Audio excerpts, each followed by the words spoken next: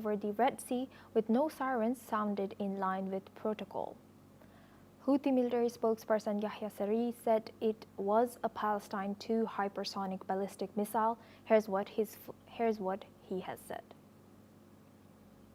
الصاروخية في القوات المسلحة اليمنية عملية عسكرية نوعية استهدفت مطار اللد في منطقة يافا المحتلة، وذلك بصاروخ باليستي فرط صوتي نوع فلسطين 2، وقد حققت العملية هدفها بنجاح بفضل الله. The Iran-backed group has launched multiple attacks on Israel since the Gaza war began in October 2023, pausing only during a 2-month ceasefire. Israel has responded in the past with strikes on Houthi-held ports and Sana'a airport. Now for this discussion, we go back to Peter Baum. Thank you, Peter, for staying with us.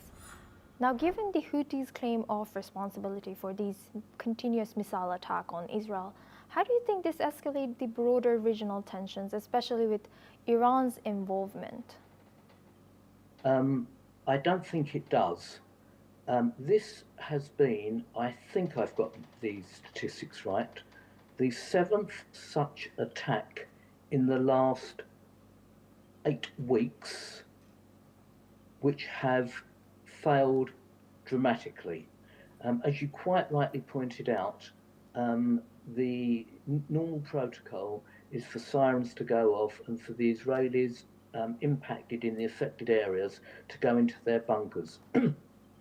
The trajectory of this particular missile, as with 4 previous missiles, was intercepted very, very quickly, and the Israeli authorities determined quite rightly that there was no need to set off the air raid sirens and for the Israelis to go into their bomb shelters.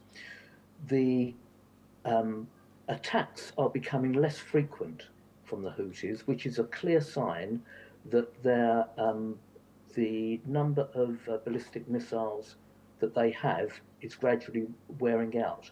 I was actually on the phone to a colleague in Jerusalem at 2 a.m. this morning UK time, 4 a.m. Israeli time, when the missile went off, and she thought that she would have to go into her air raid bunker only to be given a message on her phone that the missile had been successfully intercepted. Now, what was equally as interesting, I think, was just before this missile attack, a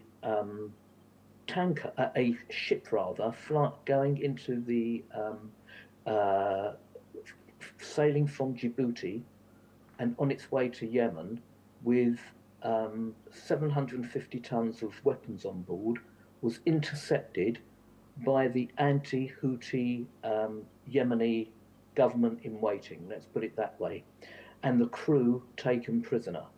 There is no doubt about it that these weapons, that the Houthis are running out of weaponry, ammunition, explosive and ballistic missiles, and this was just another military setback for them, the fact that such a large shipment, which apparently was supposed to be electrical equipment and generators, but was in fact Iranian made and supplied missiles, was intercepted, and the anti-Houthi Yemenis have now taken control, and I'm sure they're getting quite a lot of information about this. So at the moment, going back to your original question, how does it affect the dynamics in the Middle East, both military and politically?